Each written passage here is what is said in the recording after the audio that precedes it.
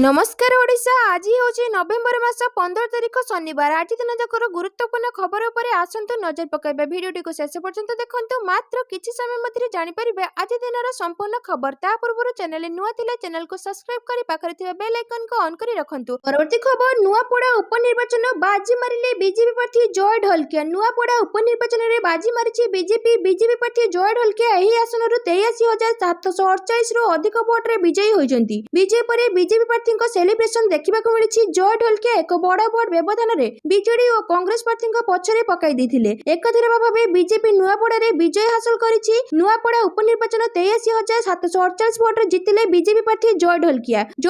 मोट 1,23,869 खंड vote Pythia बेले कांग्रेस प्रार्थी 40,121 खंड भोट पाइछंती। सेपरि बीजेडी प्रार्थी स्नेहांगिनी चुड़िया 38,408 खंड भोट पाइछंती। सबठारु बड़ कथा होछि एही उपनिर्वाचन बीजेडी प्रथम थर तृतीय स्थान में रही। बीजेडी को टपी कांग्रेस द्वितीय स्थान हासिल करिछि। परवर्ती खबर बिहार में एनडीए प्रचंड विजय पर प्रधानमंत्री प्रतिक्रिया। एग्जिट पोल आकलन। बिहार में पुणी एनडीए सरकार प्रचंड बहुमत सह विजय हासिल कर सरकार गढ़ा जाउछि। बीजेपी जेडीयू नेतृत्वाधीन एनडीए मेंट। जेडीयू मुख्य नीतीश कुमार पुणी थे मुख्यमंत्री गादी बसिबा एक प्रकार निश्चित हो जाइछि। एही विजय सह राजनीतिक कैरियर रेकर्ड पर रेकर्ड करबा जाउछन्ते सुशासन बाबू नीतीश कुमार। तेबे बिहार में बीजेपी विपुल विजय पर प्रधानमंत्री नरेंद्र मोदी प्रथम प्रतिक्रिया आसी। प्रधानमंत्री मोदी कहते जे यह विकास एवं सुशासन विजय। से कहते यह सामाजिक न्याय एवं जनकल्याणर भावनार विजय। मु बिहार में मो परिवार सदस्य मानक प्रति गभीर कृतज्ञ जो मैंने 2025 विधानसभा निर्वाचन में एनडीए को ऐतिहासिक एवं अद्भुतपूर्व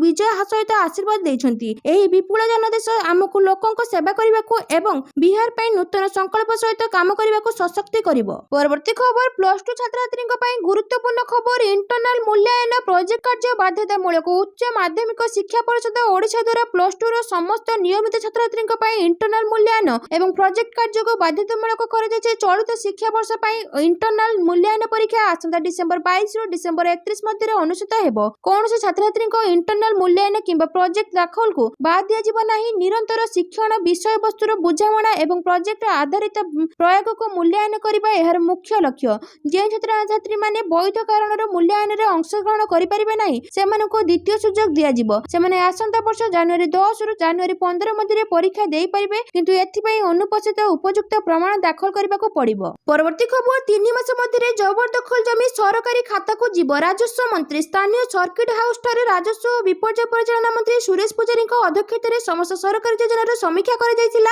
जिल्लार 11टी तहसील और 122 कोटी आरआई सर्कल राजस्व विभाग विभिन्न कार्यक्रम रे अग्रगति संपर्क में समीक्षा कर जायतिला। समस्त तहसील और आरआई कार्यालय बायोमेट्रिक उपस्थान और ओसास फाइल उपर मंत्री श्री पुजारी समीक्षा करथिले। विभिन्न सरकारी योजना को तर्जमा करबा सहित जमी जमा रेकर्ड उपर आलोचना करा जायतिला। वसुंधरा योजना अंत्योदय योजना जमी जमा लीज एवं जबरदखल जमी मामला उपर मंत्री समीक्षा करथिले। समस्त सरकारी जमी किभଳି जबरदखल मुक्त करा जिवो ता उपर पदक्षेप ग्रहण करबाको तहसीलदार मानक मंत्री निर्देश देथिले। 3 मास परे पुनश्च बैठक करा जाय समीक्षा करा जिवो बोली मंत्री सूचना देथिले। परवर्ती खबर बिगिड़िला ह्यूमन सागर स्वास्थ्य एम्स को हेले स्थानांतर। पुणी जड़े ओडिया कंठशिल्पी देह है असुस्थ। हॉलीवुड इंडस्ट्री ख्यातनाम सिंगर ह्यूमन सागर बिगिड़ी गला स्वास्थ्य। किडनी और लिवर जनित समस्या जो अधिक चिकित्सा भुवनेश्वर एम्स स्थानांतर। किछि दिन हेब घर हॉस्पिटल चिकित्सित होते सिंगर। तेबे खाली ह्यूमन नुह बॉलीवुड भली हॉलीवुड को मध्य लागि जाइछि कहार नजर। यह पूर्व संगीत निर्देशक अभिजीत मजमुदार स्वास्थ्य अवस्था संकटापन्न होई एम्स रे चिकित्सित होउछंती। तांकर स्नायु जनित समस्या कौनसी सुधार होई नै बोली सूचना मिलिथिला। परवर्ती खबर नवेम्बर 27 तारिख रे ओडिशा आसीबे राष्ट्रपति द्रौपदी मुर्मू। नवेम्बर 27 रु आरंभ होई पारे विधानसभा शीत अधिवेशन। तेबे विधानसभार शीत अधिवेशन रे मोहन सरकार अतिरिक्त बजेट उपस्थापन करिवे। गुरुत्वपूर्ण कथा हला एथरे विधानसभार शीत अधिवेशन को संबोधित करि पारंती राष्ट्रपति द्रौपदी मुर्मू। तेबे राष्ट्रपति द्रौपदी मुर्मू नवेम्बर 27 तारिख रे ओडिशा आसुचंती। पूर्वाह्न 11:50 रे राष्ट्रपति नुआ दिल्ली रु स्वतंत्र विमान रे बाहरिबे। दिन 2टा रे भुवनेश्वर विमान बंदर रे अवतरण करि राजभवन जिबे। मध्याह्न विरति पर अपराह्न 4टा रे राजभवन स्थित नुआ कलिंग अतिथि निवास रे गृह उद्घाटन करिबे। अपराह्न 4:20 रे ओडिशा विधानसभा रे पहुंचिबे राष्ट्रपति। परवर्ती खबर विरोधी अपप्रचार मिथ्या प्रतिश्रुति नुआपड़ावासी प्रत्याख्यान करुछि। नुआपड़ा उपनिर्वाचन भारतीय जनता पार्टी बृहत विजय होइछि। एठारे कांग्रेस हाथ में बीजेपी आसन छड़ाई आनिछि। बीजेपी रे सफलता नहीं मुख्यमंत्री मोहन चरण मांझी प्रतिक्रिया दैछन्ति। Social media X ray Mohan चरण मांझी नुआपड़ावासी धन्यवाद जणाइबा सहित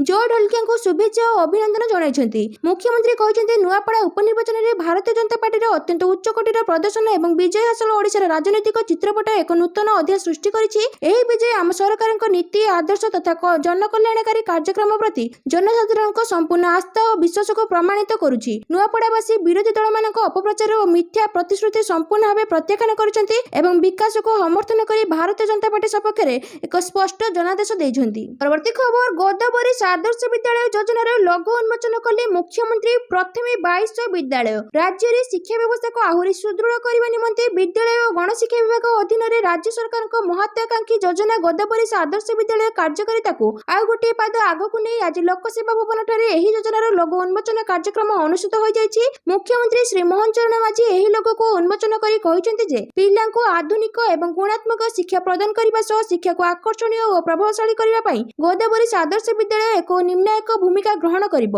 ଉକ୍ତ ବୈଠକରେ ଆଲୋଚନାରୁ ଜଣାପଡ଼ିଛି ଯେ ଗୋଦାବରୀଶ ଆଦର୍ଶ ବିଦ୍ୟାଳୟ ଯୋଜନାରେ ପ୍ରଥମ ପର୍ଯ୍ୟାୟରେ 2200 ବିଦ୍ୟାଳୟକୁ ସୁଦୃଢ଼ କରିବା ପାଇଁ ପ୍ରାୟ 12,000 କୋଟି ଟଙ୍କା ଖର୍ଚ୍ଚ ହେବ। ପରବର୍ତ୍ତୀ ଖବର, 16ରୁ ଦୁର୍ଘଟଣାଜନିତ ଶୂନ୍ୟ ମୃତାହତ ପକ୍ଷ ଆରମ୍ଭ। ସଡ଼କ ଦୁର୍ଘଟଣା ଓ ତତ୍ଜନିତ ମୃତ୍ୟୁ ସଂଖ୍ୟା ହ୍ରାସ ପାଇଁ ରାଜ୍ୟ ସରକାର ନିରନ୍ତର ପ୍ରୟାସ ଜାରି ରଖିଛନ୍ତି। ଏହି କ୍ରମରେ ନଭେମ୍ବର 16ରୁ 30 ସଡ଼କ ଦୁର୍ଘଟଣାଜନିତ ଶୂନ୍ୟ ମୃତାହତ ପକ୍ଷ ପାଳନ ନେଇ ନିଷ୍ପତ୍ତି ନିଆଯାଇଛି। ଏହି ସମୟରେ 4ଟି ଯଥା ଏନଫୋର୍ସମେଣ୍ଟ, ଇଞ୍ଜିନିୟରିଂ, ଏଜୁକେସନ ଓ ଏମର୍ଜେନ୍ସି କେୟାରକୁ ପ୍ରାଧାନ୍ୟ ଦିଆଯିବ। ଉଲ୍ଲଂଘନକାରୀଙ୍କ ଉପରେ କାର୍ଯ୍ୟାନୁଷ୍ଠାନ ନିଆଯିବ ସହ ସଡ଼କ ସୁରକ୍ଷା ନେଇ ସଚେତନତା ବାର୍ତ୍ତା ବଣ୍ଟାଯିବ ବୋଲି ବାଣିଜ୍ୟ ଓ ପରିବହନ ବିଭାଗ ନିଷ୍ପତ୍ତି ନେଇଛି। ସଡ଼କ ଦୁର୍ଘଟଣାଜନିତ ଶୂନ୍ୟ ମୃତାହତ ପାଳନ ସମୟରେ ସଡ଼କ ନିୟମ ଉଲ୍ଲଂଘନକାରୀଙ୍କ ବିରୋଧରେ ଶୂନ୍ୟ ସହନଶୀଳତା ନୀତି ଅବଲମ୍ବନ କରାଯିବ। ସାରା ରାଜ୍ୟରେ କଡ଼ାକଡ଼ି ଯାଞ୍ଚ କରାଯିବ। ଜିଲ୍ଲା ପ୍ରଶାସନ, ପୋଲିସ ପ୍ରଶାସନ ଏବଂ ଅନ୍ୟ ବିଭାଗ ସହ ମିଳିତ ଭାବରେ ଆଞ୍ଚଳିକ ପରିବହନ କାର୍ଯ୍ୟାଳୟ ଦ୍ୱାରା ବ୍ୟାପକ ଧରପଗଡ଼ ଚାଲିବ। ବିଶେଷ କରି ଜନଗହଳ ସ୍ଥାନ, ଟ୍ରାଫିକ ପଏଣ୍ଟ, ଶିକ୍ଷାନୁଷ୍ଠାନ, ମଲ୍, ବଜାର ଆଦି ଜାଗାରେ ଏନଫୋର୍ସମେଣ୍ଟ ଟିମ୍ ଜଗିବେ। ପରବର୍ତ୍ତୀ ଖବର, ରାଜ୍ୟରେ ଖସୁଛି ପାରଦ, ବଢୁଛି ଶୀତ। 10 ଡିଗ୍ରୀ ତଳେ ବହୁ ସହର। ଖସୁଛି ପାରଦ, ବଢୁଛି ଶୀତ। ରାଜ୍ୟରେ 4 ସହରରେ 10 ଡିଗ୍ରୀ ସେଲସିୟସରୁ କମ୍ ରହିଛି ପାରଦ। ସେମିଳିଗୁଡ଼ରେ 7.1 ଡିଗ୍ରୀ ସେଲସିୟସ ସହ ରାଜ୍ୟରେ ସର୍ବନିମ୍ନ ତାପମାତ୍ରା ରେକର୍ଡ କରାଯାଇଛି। ସେହିଭଳି ଉଦୟଗିରିରେ 7.4 ଡିଗ୍ରୀ ସେଲସିୟସ, ଦାରିଙ୍ଗବାଡ଼ିରେ 7.5 ଡିଗ୍ରୀ ସେଲସିୟସ ଏବଂ ଫୁଲବାଣୀରେ 8.5 ଡିଗ୍ରୀ ସେଲସିୟସ ତାପମାତ୍ରା ରେକର୍ଡ କରାଯାଇଛି। ସେହିଭଳି ଗତ 24 ଘଣ୍ଟା ମଧ୍ୟରେ 12 ଡିଗ୍ରୀ ସେଲସିୟସରୁ ତଳେ ରହିଛି ରାଜ୍ୟର 9 ସହର। ରାଜ୍ୟରେ ଗତ 24 ଘଣ୍ଟା ମଧ୍ୟରେ ଝାରସୁଗୁଡ଼ାରେ 10.9 ଡିଗ୍ରୀ ସେଲସିୟସ, ରାଉରକେଲାରେ 11.11 ଡିଗ୍ରୀ ସେଲସିୟସ, ଚିପିଲିରେ 11.2 ଡିଗ୍ରୀ ସେଲସିୟସ, କିରେଇରେ 11.5 ଡିଗ୍ରୀ ସେଲସିୟସ, ଭବାନୀପାଟଣାରେ 11.5 ଓ ଅନୁଗୁଳରେ 12 ଡିଗ୍ରୀ ସେଲସିୟସ ରେକର୍ଡ ହୋଇଛି। ଅନ୍ୟପଟେ ଟ୍ୱିନ୍ ସିଟିରେ ମଧ୍ୟ ଖସିଛି ପାରଦ। 14 ଡିଗ୍ରୀ ସେଲସିୟସରୁ ତଳମୁହାଁ ଭୁବନେଶ୍ୱର, କଟକର ତାପମାତ୍ରା। ପରବର୍ତ୍ତୀ ଖବର, କୁରୁବଂଶ ଧ୍ୱଂସ ହେଲା ଶ୍ରୀମୟୀ। ନୂଆପଡ଼ା ଉପନିର୍ବାଚନ ଫଳ ଘୋଷଣା ପୂର୍ବରୁ ବିଜେଡିକୁ ନିଶାଣ କରିଛନ୍ତି ଦଳର ନିଲମ୍ବିତ ନେତ୍ରୀ ଶ୍ରୀମୟୀ ମିଶ୍ର। ସେ ସାମାଜିକ ଗଣମାଧ୍ୟମରେ ବିଜେଡି ନାଁ ନ ନେଇ ଉଲ୍ଲେଖ କରିଛନ୍ତି ଯେ ନୂଆପଡ଼ା ଉପନିର୍ବାଚନରେ ପୁରୁଷଙ୍କ ତୁଳନାରେ ମହିଳା ଭୋଟର ଅଧିକ ମତଦାନ କରିଛନ୍ତି, ଯାହା ନିର୍ବାଚନ ଫଳାଫଳର ଟ୍ରେଣ୍ଡ କହୁଛି ଶୋଚନୀୟ ପରାଜୟ ନିଶ୍ଚିତ। ମହିଳାଙ୍କୁ ଅପମାନିତ କରି ମହାପ୍ରତାପୀ ରାବଣର ସୁବର୍ଣ୍ଣ ଲଙ୍କା ଶ୍ରୀହୀନ ହେଲା। କୁରୁବଂଶ ଧ୍ୱଂସ ହେଲା। ଏବେ ସେହି ମାର୍ଗରେ ଓଡ଼ିଶାର 1 ନମ୍ବର ବୋଲାଉଥିବା ରାଜନୈତିକ ଦଳ ମହିଳାମାନେ ଉଚ୍ଚ ଶିକ୍ଷା ଦେଲେ। ଶୁକ୍ରବାର ସାମାଜିକ ଗଣମାଧ୍ୟମରେ ବିଜେଡି ନାଁ ନ ନେଇ ଶ୍ରୀମୟୀ ଉଲ୍ଲେଖ କରିଥିଲେ ଯେ ଗୋଟେ ନୂଆ ଟ୍ରେଣ୍ଡ ଚାଲିଛି, ନିର୍ବାଚନ ମୁକ୍ତ ଓ ସ୍ୱଚ୍ଛ ନଥିଲା। ଗତ 2 ଦିନ ହେଲା ଏହି ସ୍କ୍ରିପ୍ଟକୁ ସମସ୍ତେ ପଢୁଛନ୍ତି। କେଉଁଠୁ ଆସୁଛି ଏ ସ୍କ୍ରିପ୍ଟ? କିଏ ପ୍ରଥମେ ଲେଖିଥିଲା ଏ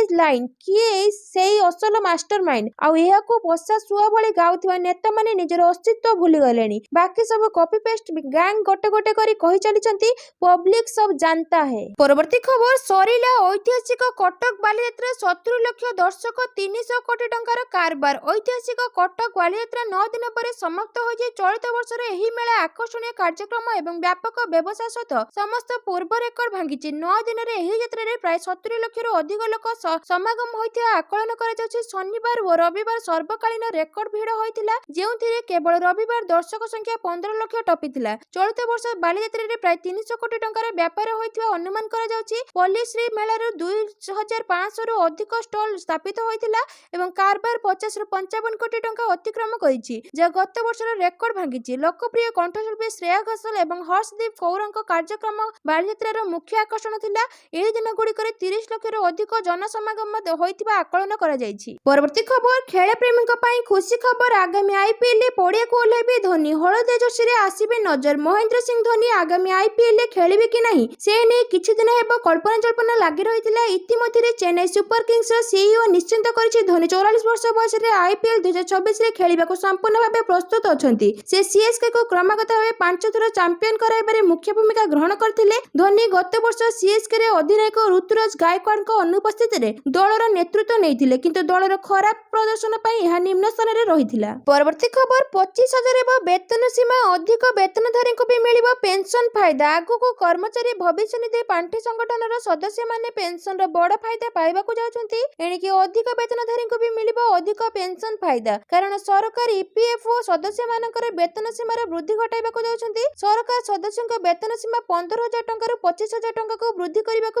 ବିଚାର କରାଯାଇଛି। ଶେଷ ଥର ପାଇଁ 2014ରେ କର୍ମଚାରୀ ପେନ୍ସନ ଯୋଜନା ଅନ୍ତର୍ଗତ ବେତନ ସୀମା 15,000 ଟଙ୍କାକୁ ବୃଦ୍ଧି କରିଥିଲେ। କେନ୍ଦ୍ର ଶ୍ରମ ମନ୍ତ୍ରଣାଳୟର ସୂତ୍ର ଅନୁସାରେ ଏ ସମ୍ପର୍କିତ ଏକ ପ୍ରସ୍ତାବ ଆସନ୍ତା ଡିସେମ୍ବର କିମ୍ବା ଜାନୁଆରୀ ମାସରେ ହେବାକୁ ଥିବା ଇପିଏଫ୍ଓ ବୋର୍ଡ ବୈଠକରେ ଆଲୋଚନା ହେବାର ଆଶା କରାଯାଉଛି। ଯଦି ଏହି ପ୍ରସ୍ତାବକୁ ମଞ୍ଜୁରୀ ମିଳେ, ତେବେ କର୍ମଚାରୀଙ୍କ ମାସିକ ପେନ୍ସନ ପାଣ୍ଠି ଜମା 1,250 ଟଙ୍କାରୁ 2,083 ଟଙ୍କାକୁ ବୃଦ୍ଧି ପାଇବ। ଏହାକୁ ଏବେ ଇପିଏଫ୍ଓ 3.0 ଅଧୀନରେ ଅନ୍ତର୍ଭୁକ୍ତ କରାଯାଇପାରେ, ଯାହା 65 ନିୟୁତରୁ ଅଧିକ ସଦସ୍ୟଙ୍କୁ ଲାଭ ଦେବ। ପରବର୍ତ୍ତୀ ଖବର, ଏମିତି ଦଣ୍ଡ ଦେବ ସାରା ବିଶ୍ୱ ଦେଖିବ ଶାହ। କେନ୍ଦ୍ର ଗୃହ ଓ ସମବାୟ ମନ୍ତ୍ରୀ ଅମିତ ଶାହ ଆଜି ଭିଡିଓ କନଫରେନ୍ସିଂ ଜରିଆରେ ଗୁଜରାଟରେ ମୋତିଭାଇ ଆର୍ ଚୌଧୁରୀ ସାଗର ସୈନିକ ସ୍କୁଲ ଏବଂ ସାଗର ଜୈବିକ କାରଖାନାକୁ ଉଦ୍ଘାଟନ କରିଛନ୍ତି। ଏହି ଅବସରରେ ଗୁଜରାଟର ମୁଖ୍ୟମନ୍ତ୍ରୀ ଭୂପେନ୍ଦ୍ର ପଟେଲଙ୍କ ସମେତ ଅନେକ ମାନ୍ୟଗଣ୍ୟ ଓ ବ୍ୟକ୍ତି ଉପସ୍ଥିତ ଥିଲେ। ନିକଟରେ ଦିଲ୍ଲୀରେ ଘଟିଥିବା କାର ବିସ୍ଫୋରଣରେ ପ୍ରାଣ ହରାଇଥିବା ପରିବାରବର୍ଗଙ୍କ ପ୍ରତି ଶାହ ଗଭୀର ସମବେଦନା ବ୍ୟକ୍ତ କରିଛନ୍ତି। ସେ କହିଛନ୍ତି ଯେ ଏହି ଆତଙ୍କବାଦୀ କାର୍ଯ୍ୟକଳାପ ପାଇଁ ଦାୟୀ ସମସ୍ତଙ୍କୁ କଠୋର ଦଣ୍ଡ ସୁନିଶ୍ଚିତ କରିବା ଲାଗି ପ୍ରଧାନମନ୍ତ୍ରୀଙ୍କ ସଂକଳ୍ପ ନିଶ୍ଚିତ ଭାବେ ପୂରଣ ହେବ।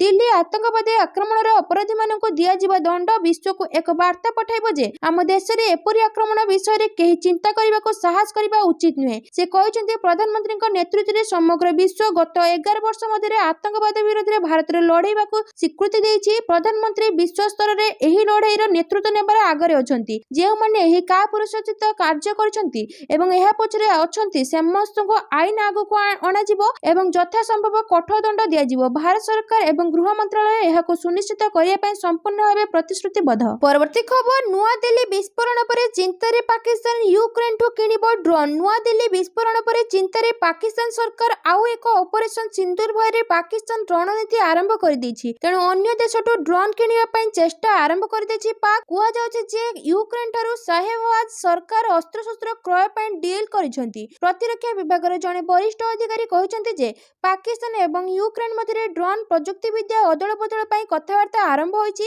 ଏହା ଉପରେ ଭାରତ ପକ୍ଷରୁ କଡ଼ା ନଜର ରଖାଯାଇଛି। ଏକ ୟୁରୋପୀୟ ଡ୍ରୋନ୍ କମ୍ପାନୀ ଏବଂ ପାକିସ୍ତାନର ପ୍ରତିରକ୍ଷା କମ୍ପାନୀ ଏ ବାବଦରେ ଆଲୋଚନା କରିଛନ୍ତି। ପାକ୍ ଏହାକୁ ଗୋପନୀୟ ରଖିବାକୁ ଚେଷ୍ଟା କରୁଛି। ପରବର୍ତ୍ତୀ ଖବର, ନିର୍ମାଣ ହେବ ଫୁଟବଲ ଷ୍ଟାଡିୟମ, ନୂଆ ରୂପ ପାଇବ ଇସ୍ପାତ ଷ୍ଟାଡିୟମ। ଦୀର୍ଘ ଦିନର ପ୍ରତୀକ୍ଷାର ଅନ୍ତ ହେବାକୁ ଯାଉଛି। ରାଉରକେଲା ଇସ୍ପାତ କାରଖାନା ପକ୍ଷରୁ ଇସ୍ପାତ ଷ୍ଟାଡିୟମର ନବକଳେବର ହେବ। ଏହା ସହ ଇସ୍ପାତ ଷ୍ଟାଡିୟମ ଓ ବିଜୁ ପଟ୍ଟନାୟକ ହକି ଷ୍ଟାଡିୟମ ମଧ୍ୟରେ ଥିବା ଖୋଲା ଜମିରେ ନୂତନ ଫୁଟବଲ ଷ୍ଟାଡିୟମ ନିର୍ମାଣ କରାଯିବ। ଉଭୟ ପ୍ରକଳ୍ପ ପାଇଁ ପ୍ରାୟ 6.5 କୋଟି ବ୍ୟୟ ହେବ। ଇତିମଧ୍ୟରେ ଫୁଟବଲ ଷ୍ଟାଡିୟମ ପାଇଁ ଭୂମି ପୂଜନ ସମାରୋହ ଅନୁଷ୍ଠିତ ହୋଇଯାଇଛି। ପ୍ରସ୍ତାବିତ ଫୁଟବଲ ଷ୍ଟାଡିୟମରେ ଅତ୍ୟାଧୁନିକ ସୁବିଧା ଉପଲବ୍ଧ ହେବ। ଏଠାରେ ଏକ ପାଭିଲିୟନ, ଦର୍ଶକ gallery, high mast light, changing room, ଶୌଚାଳୟ, ଅଭ୍ୟାସ କ୍ଷେତ୍ର, ଦର୍ଶକଙ୍କ ପାଇଁ ବସିବାର ବ୍ୟବସ୍ଥା ରହିବ। ପରବର୍ତ୍ତୀ ଖବର, ବିଶ୍ୱବିଦ୍ୟାଳୟ ସଦସ୍ୟତା ରଦ୍ଦ କଲା ଏଆଇୟୁ। ଲାଲକିଲ୍ଲା ବିସ୍ଫୋରଣ ମାମଲା ସହିତ ଜଡ଼ିତ ଅଲ୍ ଫଲାହ ବିଶ୍ୱବିଦ୍ୟାଳୟର ସଦସ୍ୟତା ରଦ୍ଦ କରିଛି ଭାରତୀୟ ବିଶ୍ୱବିଦ୍ୟାଳୟ ସଂଘ। ଆସୋସିଏସନ ଅଫ୍ ଇଣ୍ଡିଆନ୍ ୟୁନିଭର୍ସିଟିର ଉପନିୟମ ଅନୁଯାୟୀ ସମସ୍ତ ବିଶ୍ୱବିଦ୍ୟାଳୟ ଯେପର୍ଯ୍ୟନ୍ତ ଭଲ ସ୍ଥିତିରେ ରହିବେ, ସେ ପର୍ଯ୍ୟନ୍ତ ସେମାନଙ୍କୁ ସଦସ୍ୟ ଭାବରେ ବିବେଚନା କରାଯିବ ବୋଲି ସଚିବ ଜେନେରାଲ ପଙ୍କଜ ମିତ୍ତଲ କହିଛନ୍ତି। ତଥାପି ଏହା ନଜରକୁ ଆସିଛି ହରିୟାଣା ଫରିଦାବାଦର ଅଲ୍ ଫଲାହ ବିଶ୍ୱବିଦ୍ୟାଳୟ ଭଲ ସ୍ଥିତିରେ ଥିବା ପରି ମନେ ହେଉନାହିଁ। ତେଣୁ ଏହାର ସଦସ୍ୟତା ତୁରନ୍ତ ପ୍ରଭାବରୁ ସ୍ଥଗିତ ରଖାଗଲା। ବିଶ୍ୱବିଦ୍ୟାଳୟକୁ ଆଉ ଏଆଇୟୁର ନାମ କିମ୍ବା ଲୋଗୋ ବ୍ୟବହାର କରିପାରିବେ ନାହିଁ। ପରବର୍ତ୍ତୀ ଖବର, ଦିଲ୍ଲୀ ପ୍ରଦୂଷଣକୁ ନେଇ ସୁପ୍ରିମକୋର୍ଟଙ୍କ ଟିପ୍ପଣୀ ସ୍ୱାସ୍ଥ୍ୟ ପ୍ରତି କ୍ଷତିକାରକ। ଦିଲ୍ଲୀ ଏନସିଆର ପ୍ରଦୂଷଣକୁ ନେଇ ସୁପ୍ରିମକୋର୍ଟ ଗଭୀର ଚିନ୍ତା ପ୍ରକଟ କରିଛନ୍ତି। ସୁପ୍ରିମକୋର୍ଟ କହିଛନ୍ତି ଯେ ସ୍ଥିତି ବହୁତ ଗୁରୁତର ହେବାରେ ଲାଗିଛି, ଯାହା ସ୍ୱାସ୍ଥ୍ୟ ପାଇଁ କ୍ଷତିକାରକ। ଏହା ସହିତ ସୁପ୍ରିମକୋର୍ଟ ବରିଷ୍ଠ ଓକିଲଙ୍କୁ କୋର୍ଟ ନ ଆସି ଅବାସୀ ଜରିଆରେ ଉପସ୍ଥିତ ରହିବାକୁ ନିର୍ଦ୍ଦେଶ ଦେଇଛନ୍ତି। ଗୁରୁବାର ଜଷ୍ଟିସ ପି.ଏସ୍. ନରସିଂହା ଏବଂ ଜଷ୍ଟିସ ଅତୁଲ ଏସ୍ ଚନ୍ଦରକରଙ୍କ ପୀଠରେ ଅନ୍ୟ ମାମଲାର ମଧ୍ୟ ଶୁଣାଣି ଚାଲିଥିଲା। ଏହି ସମୟରେ ଜଷ୍ଟିସ ନରସିଂହା କହିଛନ୍ତି ଯେ ପ୍ରଦୂଷଣ ସ୍ଥିତି ବହୁତ ଖରାପ ଓ ଗମ୍ଭୀର। ଏହା ସ୍ୱାସ୍ଥ୍ୟ ପ୍ରତି କ୍ଷତିକାରକ ବୋଲି କହିବା ସହ ସମସ୍ତେ ଆବାସୀ ମାଧ୍ୟମରେ ଉପସ୍ଥିତ ରହିବାକୁ ସେ ନିର୍ଦ୍ଦେଶ ଦେଇଛନ୍ତି। ପରବର୍ତ୍ତୀ ଖବର, ବିହାରରେ ଓୱୈସିଙ୍କ ଏଆଇଏମଆଇଏମ ଠାରୁ ଅଧିକ ଭୋଟ ପାଇଲା ନୋଟା, ଅନେକଙ୍କ ଖେଳ ବିଗାଡ଼ିଲା ନୋଟା। ବିହାରରେ ଏନଡିଏର ସରକାର ଗଠନ ହେବା ନେଇ ଚିତ୍ର ସ୍ପଷ୍ଟ ହେବାରେ ଲାଗିଥିବା ବେଳେ ତେଜସ୍ୱୀ ଯାଦବଙ୍କ ସମେତ ଅନେକ ବଡ଼ ବଡ଼ ନେତାଙ୍କ ସିଟ୍ରେ କଡ଼ା ମୁକାବିଲା ଜାରି ରହିଛି। ଅସଦୁଦ୍ଦିନ ଓୱୈସିଙ୍କ ଏଆଇଏମଆଇଏମ 4ଟି ସିଟ୍ରେ ଆଗରେ ରହିଛି। ମାତ୍ର ଏହି ଦଳଠାରୁ ନୋଟାକୁ अधिक भोट मिली। बीजेपी को 21.46%, आरजेडी को 23.03% भोट मिली। नोटा अनेक आशायी खेल बिगाड़ी देछि। निर्वाचन आयोग द्वारा जारी कर तथ्य मुताबक असदुद्दीन ओवैसी पार्टी एआईएमआईएम 4टी सीट रे आगरे रही। एथर बिहार रे तांको मात्र 1.75% भोट मिली। एहाडारु बहु मात्रा रे अधिक भोट नोटा को मिली। परवर्ती खबर, आईईडी ब्लास्ट रे मास्टरमाइंड उमर घर ध्वंस। दिल्ली कार ब्लास्ट पर सुरक्षा एजेंसी रे बड़ एक्शन। सोमवार नवेम्बर 10 तारिख संध्या प्राय 7टारे जातीय राजधानी दिल्ली रे घटिଥିବା विस्फोरण पूरा शहर को थराई देइथिला। विस्फोरण रे 12 जन पर आउ जनकर मृत्यु होइथिला एवं प्रारंभिक तदंतर जणा पड़िछि जे जम्मू एवं काश्मीर बासिंदा डाक्टर उमर एही आक्रमणर मास्टरमाइंड थिले। तदंतकारी संस्था गुडिक अनुसार से दीर्घ दिन धरि एही आक्रमण योजना करथिले। घटना पर एजेंसी गुडिक चढ़ाऊ एवं ऑपरेशन को तीव्र करिसंती। एही कार्यानुष्ठानर एक अंश स्वरूप आतंकवादी उमर घर उपर एक आईईडी पकाई पूरा ध्वंस कर दिया जायछि। परवर्ती खबर, मनुष्यर बयस होइजिव 150 वर्ष। एंटी एजिंग ड्रग प्रस्तुत करूछंती वैज्ञानिक। चीन रो वैज्ञानिक माने अंगुर मजीर प्रस्तुत PCC1 उपर काम करूछंती। यह मनुष्यर बयस 150 वर्ष पर्यंत बढ़ाई पारे। शेनजेन रो लानबी बायोसाइंसेस कंपनी एंटी एजिंग गोली प्रस्तुत करूछि। मूसा उपर एही मेडिसिन टेस्ट करा जिया परे सेमानक बयस 9% वृद्धि पाइछि। मनुष्य उपर मध्ये एहर ट्रायल जरूरी बोली विशेषज्ञ माने चिंता करूछंती। शेनजेन रो बायोटेक कंपनी लानबी बायोसाइंसेस एही ड्रग उपर काम करूछि। कंपनी रो नाम लानबी बायोसाइंसेस होइथिया बेले यह एक एंटी एजिंग गोली प्रस्तुत करूछि। एही गोलीर मुख्य तत्व प्रोस्यानिडिन सी PCC1 अटे। परवर्ती खबर, छत्तीसगढ़ पई बढ़ी गलानी हीराकुद डैम रो जल। महानदी जल रे भासी जीव नदी कुलिया गां। सूचना मुताबक महानदी रे बढ़ी चलछि जलस्तर। चलित वर्षा न आरंभ होउन स्थानीय लोक मानको घेरुछि बन्या चिंता। तेबे महानदी रे काहेकि बढ़ुछि जल? जदि एपरि हुए तेबे गां रे बसवास करथिया लोक मानक परिस्थिति कोन हेबो? जेउ माने नदी कुल रे निजर घर करिसेंती सेमानको भय करिछि बन्या। काले बन्या हुए तेबे तांकर घर द्वार सब भासी जीव, कारण एबे बढ़ी चलछि महानदी रे जलस्तर। छत्तीसगढ़ महानदी ऊपर घरुथिबा बंधर बिना सूचना गेट खोली देवा द्वारा एही भली परिस्थिति देखा देछि। एही वर्ष रे ठीक रूपे वर्षा होई नाही। अपर पक्षे वृद्धि होउछि जलस्तर। जदि लगातार वर्षा हुए तेबे बरगढ़ जिला अंबाबाना ब्लॉक अंतर्गत चिखिली अंतराळा एभली अनेक गां रे महानदी रे बन्या पानी पसि जाई पारे। एहा द्वारा अनेक लोक मानक संपत्ति एवं आर्थिक बाबद रे क्षति घटी थाए। परवर्ती खबर, केंद्र मंत्री को बड़ बयान। कहिले एबे पश्चिम बंग पाली। बिहार निर्वाचन भोट गणति रे भाजपा नेतृत्वाधीन एनडीए मेंटो एक बड़ अग्रणी हासिल करथिया बेले केंद्र मंत्री गिरिराज सिंह दृढ़तार सह कहचंती जे एही विजय एनडीए रो एवं दलर परवर्ती लक्ष्य होछि पश्चिम बंग। बेगूसराय रो एमपी थिबा गिरिराज सिंह कहचंती जे माने बिहार को बुझिचंती से माने जानिचंती जे एठाकर लोके जंगल राज चाहंती नाही। बिहार नागरिक माने अराजकता एवं दुर्नीतिग्रस्त नेतृत्व को प्रत्याख्यान करिसंती। बिहार विजय आमर एबे पश्चिम बंग रो पाली। से आहुरी कहचंती आमे पश्चिम बंग रे मते जितिबो। सेठारे थिबा वर्तमान रो सरकार अराजकता एवं बाह्य शक्ति द्वारा प्रभावित, किंतु बंगालर लोके शेषरे सत्य को चिन्हिबे। परवर्ती खबर, महा रेकर्ड कले बुमरा। दक्षिण आफ्रिका विपक्ष प्रथम टेस्ट जसप्रीत बुमरा तांकर बॉलिंग रे एक दृढ़ आरंभ करथिले। सेही दृढ़ प्रदर्शन फलस्वरूप प्रथम दिन रे खेलर प्रथम सेशन शेष हेबा मात्रे से एक बड़ रेकर्ड हासिल करथिले। एहा सहित से एपरि किछि हासिल करथिले जे गत 7 वर्ष मध्ये अन्य कोनोसी बॉलर हासिल करि नाहंती। गत 7 वर्ष मध्ये बुमरा टेस्ट क्रिकेट रो विश्व ओपनर मानक पई एक दुस्वप्न भाबरे उभा होइछंती। 2018 परठारु से एही फॉर्मेट रे सर्वाधिक संख्यक विपक्ष ओपनर को आउट करिछंती। पूर्वरु एही रेकर्ड इंग्लैंड रो स्टुअर्ट ब्रॉड को नाम रे थिला, जे ओपनर मानक 12 थर आउट करिथिले। किंतु दक्षिण आफ्रिका विपक्ष कोलकाता टेस्ट रो प्रथम दिन रे प्रथम इनिंग्स रो तांकर प्रथम स्लेयर रो बुमरा केवल उभय विपक्ष ओपनर को आउट करि नथिले, बरं स्टुअर्ट ब्रॉड को रेकर्ड मध्ये भांगिथिले। एहा टेस्ट क्रिकेट रे बुमरा जने ओपनर को 13तम थर आउट करथिले। परवर्ती खबर, वीडियो रेकर्ड करिया पड़िला महंगा। धरा पड़े गिरफ हेले हॉस्पिटल कर्मचारी। अभिनेता धर्मेंद्र एबे असुस्थ अछंती। किछि दिन पूर्वे तांको मुंबई स्थित ब्रिज कैंडी हॉस्पिटल रे तांको भर्ती करा जायतिला, जेउठारे तांको बुधवार डिस्चार्ज करा जायतिला। से एबे घरे चिकित्साधीन अछंती। एही समय रे बुधवार विलंबित राति रे अभिनेतांको एक वीडियो सोशल मीडिया रे भाइराल होइतिला, जा ब्रिज कैंडी हॉस्पिटल रे तांको चिकित्सा समय रे निया जायतिला बोली अभियोग होइछि। एही वीडियोटी हॉस्पिटल रे जने कर्मचारी बिना अनुमति रे गुप्त भाबरे रेकर्ड करथिले। घटनार तदंत परे सेही कर्मचारी धरा पड़िछंती, जाहाको परे पुलिस गिरफ करिछि। हिंदुस्तान टाइम्स रो एक रिपोर्ट अनुसार पुलिस निश्चित करिछि जे मुंबईर ब्रिज कैंडी हॉस्पिटल रे जन कर्मचारी को आईसीयू भितर वरिष्ठ अभिनेता धर्मेंद्र एवं तांको परिवार एक व्यक्तिगत वीडियो रेकर्डिंग करबा अभियोग रे गिरफ करा जायछि। परवर्ती खबर विजयଙ୍କ विस्फोरक बयान कहिले नवीन बाबू जाई नथिले बीजेडी अधिक भोट पाई थांता। नुआपड़ारे बीजेडी बीजेपी ठारू बड़ व्यवधान रे पछरे पड़िछि। एहाकु नै बीजेपी कैंप रे उत्सवर माहौल रहिछि। बीजेपी नेता तथा स्वास्थ्य मंत्री मुकेश महालिंग कहिसंति जे राज्य रे बीजेपी रो कोनोसी विकल्प नाही। 1,12,000 रु अधिक भोट रे लीड करूछन्ति बीजेपी प्रार्थी जय ढोलकिया। 73,193 खंड भोट रे लीड करूछि बीजेपी। बीजेडी को 33,088 खंड भोट पाइथिया बेले कांग्रेस 35,101 भोट पाइछि। तेबे एहारे भितरे बीजेपी को टार्गेट करिसंति वरिष्ठ राजनेता विजय महापात्र कहिसंति बेसी उल्लसित हेबा दल पई खराब। ए केवल गोटे उपनिर्वाचन रो फलाफल थिला।